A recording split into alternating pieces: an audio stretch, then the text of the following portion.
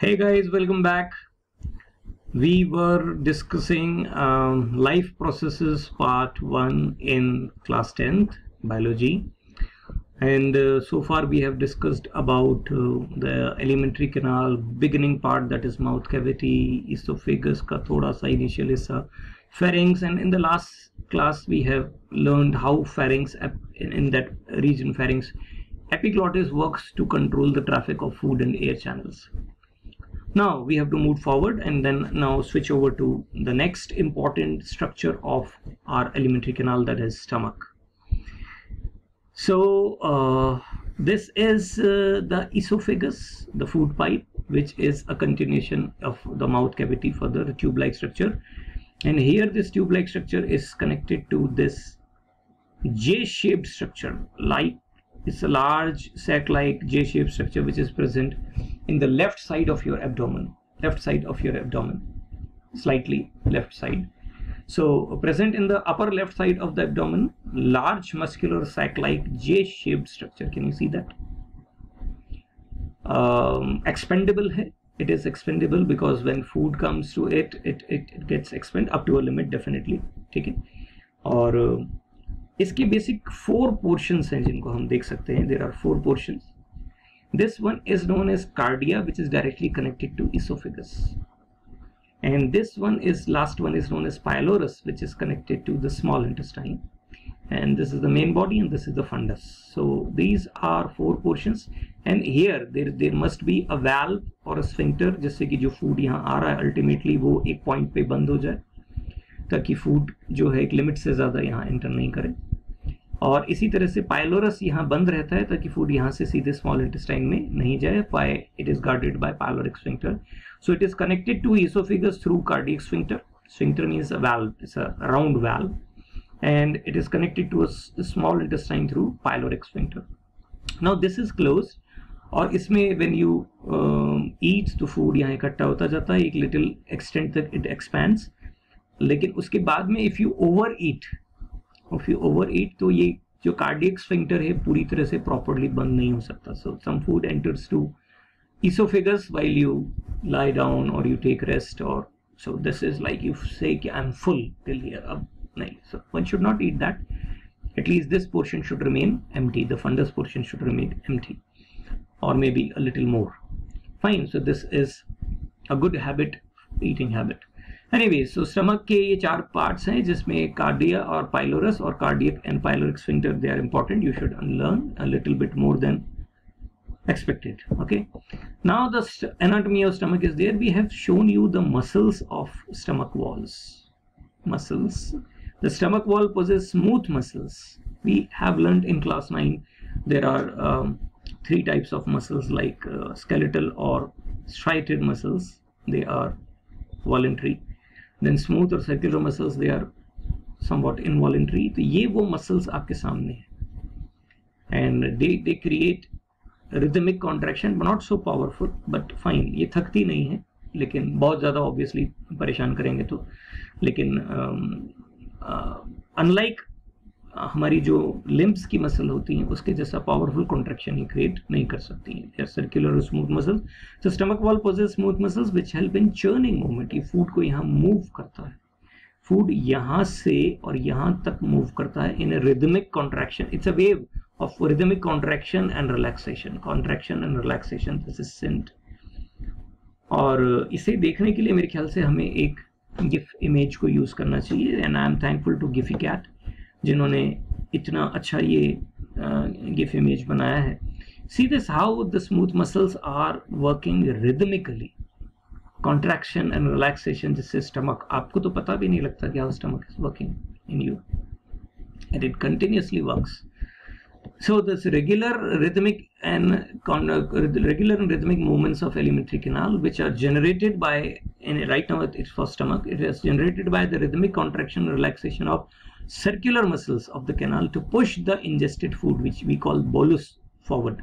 आगे पीछे इधर होता रहता है, ये दोनों valves बंद रहते हैं.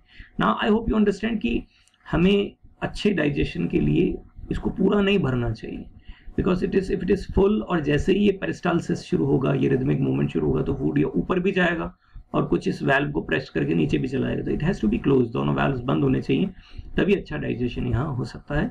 दिस रिदमिक कॉन्ट्रैक्शन रिलैक्सेशन के लिए एक बायोलॉजिकल टर्म है, we call it peristalsis, we call it what, peristalsis, and this could be asked in your examination, what exactly is peristalsis. तो peristalsis के लिए rhythmic movement जरूरी है और ये rhythmic movements smooth muscles करती है।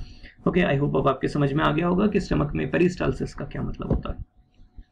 Now what are the basic features of stomach through which it can digest food? So we have to understand the digestive glands which are present in stomach, and they are termed as gastric glands. This is the interior of stomach, और इस internal mucosa में here in interior mucosa में if you see ये अंदर ही अंदर जो infoldings है, membrane की infoldings है, और इन membrane की infoldings को if you see in detail आप देखेंगे तो यहाँ ये columnar cells यहाँ पर हैं, और columnar cells की एक layer बनी हुई है, और ये region जो है ये यहाँ पर, this is known as what, gastric pit और या फिर gastric gland. Okay, let's go to class 9th, and there in the tissues region you have learned animal tissues में epithelial tissues, and epithelial tissues में आपने squamous, cuboidal, columnar cells देखी, glandular cells देखी हैं, पढ़ी हैं, वो यही है। So glandular और columnar cells जो हैं वो यहाँ glands की interior ये layer जो है ये marginal layer बनाने काम में आती हैं, और ये जो पिट्स यहाँ बन रहे हैं, इन पिट्स में वो गैस्ट्रिक जूस बन के और स्टोर होता है, और जरूरत पड़ने पर वो यहाँ से निकल के और यहाँ मीन्स यहाँ इस कैविटी में फैल जाता है स्टमक में। वन शुड अंडरस्टैंड दैट ये गैस्ट्रिक जूस का जो सिक्रीशन है ये पूरी तरह से रिफ्लेक्स एक्शन पर बेस्ड है, और एक रिफ्लेक्स एक्शन के अलावा ये आपका जो ऑटोनॉमिक नर्वस सिस्टम है उसकी एक्शंस के ऊपर बेस्ड है, जिसमें फूड का वहाँ होना हमेशा ज़रूरी नहीं है। जस्ट लाइक सलाइवा, फूड की स्मेल, फूड का टेस्ट, फूड की प्रेजेंस, फूड की थॉट, और या फिर योर बायोलॉजिकल क्लॉक, आपके ब्रेकफास्ट, लंच और डिनर की टाइमिंग्स जो हैं, they are enough to secrete gastric juice here, वो गैस्ट्रिक जूस यहाँ आ जाएगा। Even if you are using some addictive habit forming substances like tea, coffee, if a person is consuming tobacco, which is not good, that hits the central nervous system to produce gastric juice over here, and it has wrong impact. When gastric juice is secreted, यहाँ पर food होना चाहिए, ठीक है, that is important. So the gastric glands are present in the mucosal lining. This is the mucosal lining, ये mucosal lining है, as you can see this mucosal lining of the stomach found by glandular epithelial, ये entire जो layer है that is known as glandular epithelial cells, और यहाँ पर chief cells and goblet cells नाम की cells होती हैं। ये जो cells हैं ये ही अलग अलग cells अलग अलग काम करती हैं और gastric juice की कुछ components बनाती हैं। अभी हम पढ़ेंगे कौन से components gastric juice के होते हैं, तो वो सारे components यहाँ बनते हैं। The secretion of these glands is known as gastric juice, ये सारी glands का secretion that is gastric juice जो है इकट्ठा होता है। So what we have learned so far stomach के लिए, stomach is a J-shaped muscular sac-like structure, ये आपके left abdomen region में present है, upper left abdomen में, just diaphragm के just नीचे, और esophagus से और small intestine से connected है through valves। हमने नोटिस किया कि इसके ऊपर जो मसल्स हैं वो स्मूथ मसल्स हैं, और किस तरह से वो रिदमिक कॉन्ट्रैक्शन और रिलैक्सेशन का पेरिस्टाल्टिक मूवमेंट शो करती हैं। फिर इसकी इनर लाइनिंग में किस तरह से यहाँ गैस्ट्रिक ग्लैंड्स हैं, और गैस्ट्रिक ग्लैंड्स को बनाने वाली कॉलमनर सेल्स, चीफ और goblet cells and some mucus cells are also there, और यहाँ वो गैस्ट्रिक जूस बन के इकट्ठा होता है, और जरूरत पड़ने पर वो इस कैविटी में यहाँ आता है, स्टमक की कैविटी में जहाँ डाइजेशन होता है। So let's see gastric glands जो हैं वो गैस्ट्रिक जूस जो सिक्रीट कर रही हैं। There is this another diagram जिसमें ये पूरा जो एपिथेलियल सेल्स का सीक्वेंस है और उसको और मॉडिफाई करके दिखाया गया है, ये सेल्स दिखाई गई हैं, ठीक है, sorry. So these gastric glands, they secrete gastric juice which contains three things. The components of gastric juice is gastric HCl, hydrochloric acid, gastric enzymes, and some mucus. This is hidden behind me. The term is mucus. So there are three things: gastric HCl, hydrochloric acid. Now this is strange. Hydrochloric acid is synthesized in our body, बन रहा है body के अंदर, and acid is synthesized in our body. some gastric enzymes जो food के digestion में help करने वाले हैं, and some mucus. Why mucus? Mucus is what? Mucus is a kind of complex structure, kind of carbohydrate maybe, or it helps in some kind of protection. We have to see how. So let's see the various parts and how they work. So this is gastric juice का जो function है उसको समझने के लिए components of gastric juice and their role. The first thing is gastric HCl. Gastric HCl का pH देखिए, that is 1 to 3. I hope you know what is pH.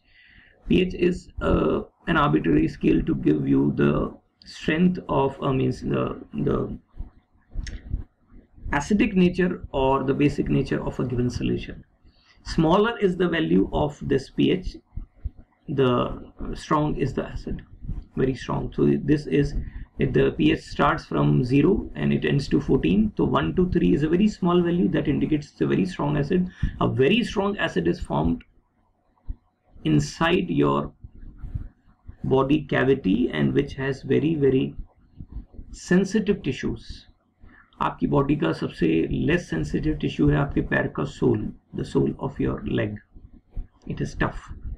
Then आपकी ये स्किन है, it is again tough with age compare to this is smooth very. The cheek, then lips के अंदर mouth cavity smooth. तो आप सोचिए अंदर जो कैविटी होगी वो कितनी स्मूथ होगी, और उस कैविटी के कांटेक्ट में ये HCl आ रहा है, very strong acid. First of all ये बनी क्यों रहा है? So it provides an acidic medium. One function of this acid is to kill bacteria. Whatever you eat, you drink, there are many harmful bacteria which are going inside your body. Not all, but many of those harmful bacteria are killed by this strong acidic medium. So it is a defense mechanism of the body, natural defense mechanism. And then it is very essential for proper functioning of gastric enzymes. जो digestion में enzymes काम में आ रहे हैं, you will soon realize कि enzymes की functioning के लिए environment जो है वो बहुत desired environment चाहिए होता है, otherwise वो function नहीं कर सकते. और आपकी एलिमेंट्री कैनाल में जगह जगह पर जो एंजाइम्स, डाइजेस्टिव एंजाइम्स काम करते हैं, उनकी रिक्वायरमेंट अलग अलग है. तो यहाँ जो डाइजेस्टिव एंजाइम है उसका रिक्वायरमेंट है strong acid, and this strong acidic medium is provided by gastric HCl. Only then they can work. Why this happens वो अपन बाद में पढ़ेंगे. So pH is 1 to 3, it is strongly acidic and it provides acidic medium which kills bacteria, some harmful bacteria, and it is essential for proper functioning of gastric enzymes. This is good. Now what are these gastric enzymes? There are two gastric enzymes, one is renin and pepsin. हम इन enzyme action को detail में बाद में पढ़ेंगे, लेकिन अभी बहुत short में मैं आपको बताता हूँ. They help in protein digestion. Whatever the protein you are eating, उसका इनिशियल डाइजेशन यहाँ स्टार्ट हो जाता है. ओके, सिंप्लीफिकेशन यहाँ स्टार्ट हो जाता है. Now if this gastric enzyme, gastric juice is so strongly acidic, और ये जो अंदर की जो वॉल है ये तो बड़ी थिन होती है, पतली होती है, तो this acid can damage it.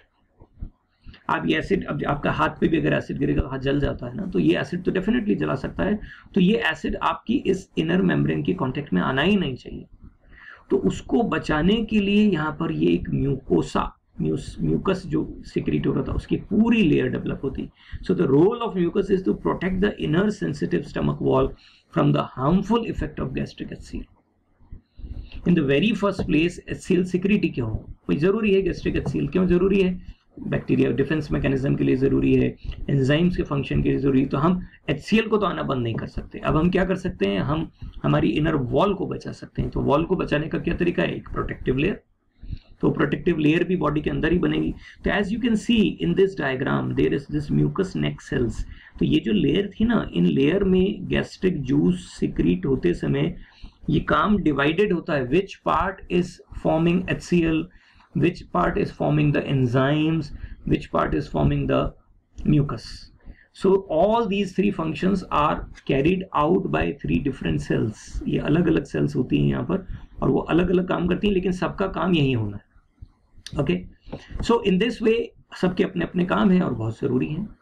Now the point is कि अगर ये mucus की layer suppose नहीं हो तो क्या होगा? Definitely अगर ये mucus की layer नहीं होगी तो वो जो एसिड बन रहा है वो एसिड सीधे आपकी इस वॉल के कांटेक्ट में आएगा, और वॉल के कांटेक्ट में आते ही ये वॉल को जलाएगा. और वॉल को जलाने का मतलब ये हुआ कि वो वॉल इरिटेट होगी बहुत ज़्यादा और एक बर्निंग सेंसेशन क्रिएट होगा। नॉर्मली बहुत एक्सेसिव और इम्बैलेंस सिक्रीशन जब गैस्ट्रिक एचसीएल का होता है तो पर्सन ऐसा फील करता है। आप रेगुलर बेसिस पे एडवर्टीजमेंट्स देखते रहते हैं टेलीविजन पे, एसिडिटी और ऐसा वो pain, and then the advertisement of कि इनो वो पर्सन पीता है या कोई और एंटासिड लेता है जिससे कि वो उसको न्यूट्रलाइज करता है। तो एसिड को न्यूट्रलाइज करने के लिए हम बेस लेते हैं। तो कितना एसिड फॉर्म होगा ये आपकी बॉडी खुद डिसाइड करती है, और बाकी ये एसिड आपकी बॉडी में कब कितना बनेगा ये हमारी फूड हैबिट्स डिसाइड करती है। If we are regular with our food habits we are definitely not going to affect this in inner wall, ये सेफ रहती है क्योंकि म्यूकस वगैरह सब रहता है। But if your food habits are not good, if you are using more coffee, more tea, more habit forming substances, the person is smoking or using tobacco and that thereby secreting more and more gastric juice, and at the same time if somebody is postponing the meals, अब अभी आपकी schools बंद है सब, अगर आपके daily के जो सेशंस हैं वो सब डिस्टर्ब हो गए, इफ यू आर आप देर रात तक जगे हुए हैं एंड देन मॉर्निंग में लेट उठ रहे हैं, फूड स्किप कर रहे हैं, खूब खाना पसंद नहीं आया तो खाना स्किप कर रहे हैं, तो this is going to create a lot of problem because every time the gastric juice when it is secreted over here, ये गैस्ट्रिक जूस जब यहाँ पहुंचे तो यहाँ फूड होना चाहिए। If the food is not there और वो गैस्ट्रिक जूस वहाँ आ गया और ये स्टमक अपना पेरिस्टाल्सिस कर ही रहा है, तो आप सोच के देखिए कि अंदर की जो वॉल है वो म्यूकस वॉल वो धीरे धीरे क्या होगी, डिग्रेड होगी, और डिग्रेड होके फाइनली ये एसिड सीधे ईसोफेगस यहाँ इन सब के कांटेक्ट में आता है। अब जैसे ही आपको अंदर उस एसिड के जाके और आपको अंदर वो बर्निंग सेंसेशन होता है, पर्सन क्या करता है सबसे पहले सोचिए आप, what the person will do, person will drink water. और आपने अभी chemical reactions in equation chapter पढ़ाया और उसमें क्लियरली लिखा था, आपने वार्निंग पढ़ी थी कि never mix water in acid, acid में पानी मत मिलाइए, it will create what, an exothermic reaction. So जैसे ही पानी एसिड में जाता है वो एक्सोथर्मिक रिएक्शन होके वो एसिड और बॉइल करता है, और यहाँ से जो कार्डियक और पायलोरिक वाल्व हैं ये एकदम से इंस्टेंटली ओपन होके वो एसिड यहाँ से ऊपर चढ़ता है, तो आपको बर्निंग सेंसेशन यहाँ आता है। That is the indication of hyper acidity. अब अगर ऐसा बार बार होगा, आप अगर फिर भी नहीं मानेंगे, बार बार करेंगे, तो अंदर यहाँ पर ये जल के और ये लीजन्स यहाँ थोड़े से वूंड हो जाएंगे। ये वूंड जो यहाँ जनरेट हुए हैं they are termed as ulcers. Now this is something very dangerous, क्योंकि ये वॉल के अंदर ये धीरे धीरे बड़े हो सकते हैं। जैसे मान लीजिए आपके कहीं चोट लग जाए और आप उसका ध्यान नहीं रखें और फिर भी उस बॉडी पोर्शन को बार बार यूज करें, तो डेफिनेटली वो क्या होगा, वो चोट बड़ी होगी, वो अपने आप ठीक नहीं होगी। और स्टमक के साथ तो और प्रॉब्लम है। आप अज्यूम कीजिए आपके हाथ पे चोट लगी है, तो आप क्या करेंगे, कोई इंजरी है तो आप उस पर कोई ऑइंटमेंट लगा सकते हैं, कोई मेडिसिन लगा सकते हैं, आप उसे बैंडेज कर सकते हैं। क्या आप ऐसा कर सकते हैं यहाँ पर, यहाँ अंदर ऐसा ऑइंटमेंट बैंडेज नहीं? ओके, हाथ पे चोट लगी, आप क्या करेंगे, आप इसे काम में नहीं लेंगे, चलो कुछ दिन काम में नहीं लेंगे तो ठीक हो जाएगा। स्टमक को आप काम में लेना छोड़ सकते हैं। अब आप सोच के देखिए, आप खाना खा रहे हैं, उस फूड के अंदर क्या है, उस फूड के अंदर सॉल्ट्स हैं, उस फूड के अंदर ऑयल है, उसमें चिली है और वो गर्म भी है और वो सब अंदर जा रहा है और वो सारा फूड जो है वो सब इसके कांटेक्ट में आया है। मोर ओवर बात खत्म नहीं हुई है, बात यहाँ शुरू हुई है कि फूड यहाँ जाने के बाद ये स्टमक अपना पेरिस्टाल्सिस करेगा, यानी उसके ऊपर वो फूड घिसेगा। कितना बुरा हाल होने वाला सोच के देखिए। तो ऐसी किसी भी सिचुएशन में ये ठीक ही नहीं हो पाएगा, बिकॉज ना आप खाना खाना बंद कर सकते हैं, तो कैसे करें फिर इसे ठीक? फिर आपको आपकी फीडिंग हैबिट्स को रेगुलेट करना पड़ता है। आपको ऐसा फूड कंज्यूम करना पड़ता है जो जल्दी डाइजेस्ट हो जाए, वो जो ज़्यादा देर तक यहाँ रुके नहीं, और वो 6 महीने तक, लंबे समय तक करके। देन डेफिनेटली मेडिसिन भी हैं, ऐसा नहीं है, but this is dangerous. So round or depressed lesions in the mucosal membrane of stomach, which is caused by hyperacidity, which is generated due to excessive and imbalanced secretion of gastric juice, this is known as ulcer. ठीक है, तो ये technical term ध्यान रखिएगा। और आप young हैं, अभी अपनी फूड हैबिट्स को अच्छा करें, रेगुलर रखें, तो आप इससे बच सकते हैं पूरी तरह से। ओके, तो आज हमने स्टमक और स्टमक के पार्ट्स और उसके वेरियस फंक्शंस को डिटेल में पढ़ा है।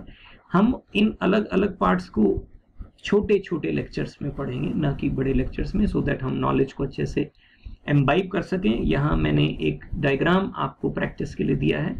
Practice today, you have to draw this diagram again, redraw it, and इसके जो components आपको ध्यान है उन components को label कीजिए, आपने previous video में देखे होंगे, and इनके functions जो आपको पता है वो लिखिए. एक क्वेश्चन और यहाँ दिया है, name the contents of gastric juice and state their specific roles and give the proper meaning of the term peristalsis and ulcers. तो अब हमारे जो भी लेक्चर्स होते हैं, हमने लेक्चर्स के आखिर में हम एक दो क्वेश्चंस आपको देते हैं simply so that you can revise those concepts of the lecture given in the lecture. So here I will stop today, and tomorrow we'll be discussing, in the next lecture we'll be discussing intestine and then digestion process, and then maybe one or more class and this topic would be over. So in that way I hope you are enjoying these lectures. So keep watching and keep sharing and keep loving us. Thank you very much. Enjoy.